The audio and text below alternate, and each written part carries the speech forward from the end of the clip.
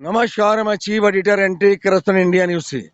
आज उत्तर प्रदेश से कानपुर शहर में पुलिस कमिश्नर ऑफिस में मौजूद हूँ। जैसा कि एंटी करप्शन की टैगलाइन है, भ्रष्टाचार जुर्म के खिलाफ हर पल आपके साथ। इसी कड़ी में आज पीड़ित ने जो हमारे कार्यालय में भी एक शिकायत दी है, उसकी जानकारी के लिए आज कमिश्नर ऑफिस में आ चुका हूँ और पीड़ित से रूबरू हो रहा हूँ और सही पूछता हूँ इनका क्या प्रकरण है, क्या मामला है। आपका क्या नाम है? मोहम्मद अरशद कुरैशी नाम है हमारा। अरशद जी, आज यहाँ पे आप आए हैं कमिश्नर ऑफिस में और हमारे कार्यालय में भी शिकायत दी है आपने। आपका क्या प्रकरण है, क्या मामला है? प्रकरण ये है कि एक भूमाफिया नौशाद लारी, उन्होंने एक तालाब की ज़मीन दिखाकर मुझे सौदा कर दिया था। बड़े भैया हैं हमारे, मुँह बोले विजय दुबे जी। और वो सौदा कर दिया, बाद में जब लेखपाल द्वारा जाँच कराई गई तो वो तालाब की निकली, लेकिन उन्होंने लेखपाल को भी ले देकर वो ज़मीन को फ्रेश करा दिया, तालाब को पीछे करा दिया नक्शा नगरी से।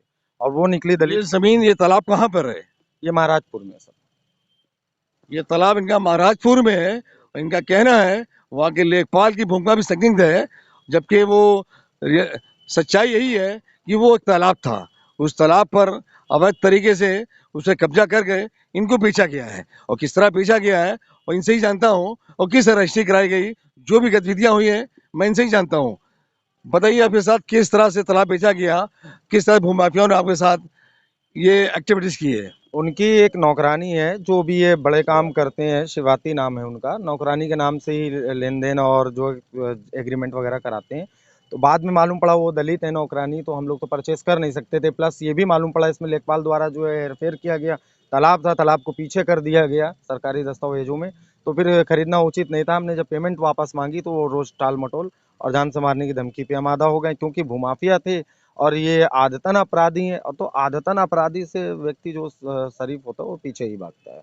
जैसे ही अवगत करा रहे हैं, नौशाद लारी ये एक चर्चित नाम है। ये भूमिहाव की श्रेणी में एक नंबर पर आता है और इसकी बराबर शिकायतें मिलती हैं शहर में। मैं देखने को मिलता है नौशाद लारी किस तरह से भूमाफिया है, किस तरह से पुलिस की सांठगांठ है। ये बराबर इस तरह से लोगों के साथ शोषण कर रहा है, लोगों के साथ चीट करता फिर रहा है। आज वो कहाँ पर है मैं इनसे ही जान लेता हूँ। आज जिसका जिक्र कर रहे हैं आप नौशाद लारी का, वो इस टाइम कहाँ पे हैं? वो वर्तमान में उन्नाव पुलिस द्वारा जेल भेज दिए गए हैं किसी अन्य प्रकरण में। परंतु हम 2 साल से लगभग परेशान हैं और प्रार्थना पत्र प्रेषित कर कर के थक हार गए हैं। इससे पूर्व आईपीएस अधिकारी हमारे यहाँ के जो कैंट के थे, उससे पूर्व तो कुलगांव लगता था। उन्होंने जाँच किया, जाँच के उपरांत एफआईआर दर्ज कराई।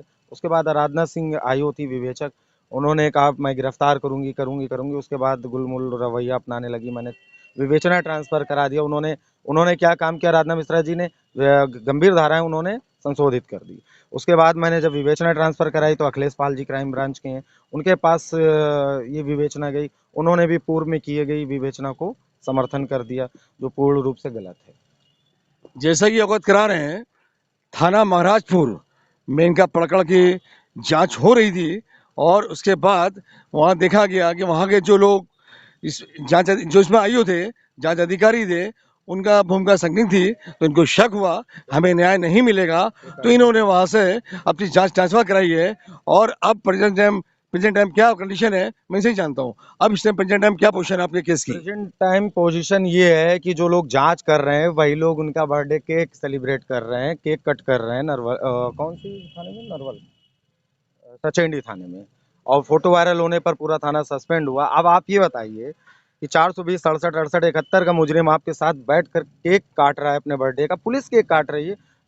विवेचना तो प्रभावित होना संभव है ना, उसमें कोई दो राय जैसा नहीं। कि अवगत करा रहे हैं पुलिस की गतिविधियां और किस तरह से ये प्रकरण को अवगत करा रहे हैं, पुलिस की किस तरह सांठगांठ है, किस तरह केक काट रही पुलिस, ये अब जाहिर हो रहा है कि ये वीडियो भी वायरल हुआ है और इसको लोगों ने देखा है कि पुलिस की गतिविधियां कैसी है, किस तरह से कार्य कर रही है। और मैं यहाँ के आला अधिकारियों को अवगत कराऊंगा ताकि इसको संज्ञान ले और उनको न्याय मिले।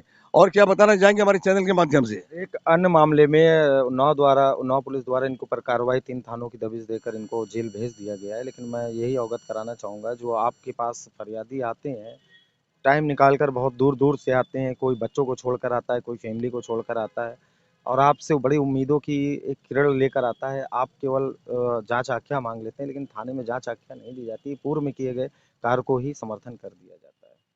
जैसे इनका कहना है कि यहाँ पीड़ित आते हैं, अधिकारियों को अपना पढ़कर बताते हैं, वो संज्ञान लेते तो हैं, लेकिन उसी थाने में मामले को भेज दिया जाता है जहाँ से पीड़ित आया है और उसको वहाँ न्याय नहीं मिलता है। जिस तरह उसका शोषण हो रहा है, पीड़ित परेशान है। जब से कमिश्नरेट हुआ है उसके बाद से पुलिस की गतिविधियाँ जो देखी जा रही हैं वो आपके सामने है और मैं देख रहा हूँ साथ में एक साहब और मौजूद है, मैं उनसे ही बात करता हूँ। आपके क्या नाम है? मेरा विजय कुमार दुबे। दुबे जी, आप यहाँ पे आज आए हैं, आपका क्या प्रकरण है और इस प्रकरण की क्या जानकारी है, इसे अवगत कराएं। प्रकरण ये था कि इसमें जो है इनके जो इनके दो एजेंट थे, तो उनके द्वारा ये ज़मीन हमको बताई गई थी।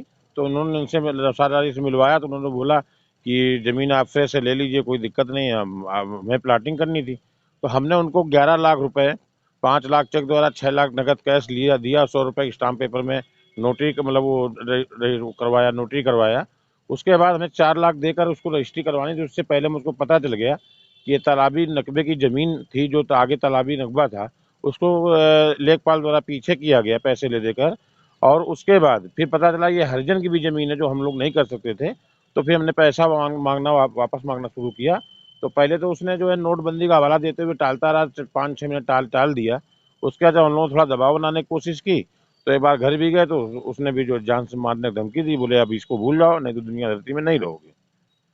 जैसा कि ये दुबे जी अवगत करा रहे हैं कि जब इन्होंने प्लाट लेने से इनकार किया और पैसा वापस मांगा तो उनको धमकियां मिलने लगी और ये खतरा महसूस कर रहे हैं, इनको जान माल का खतरा है।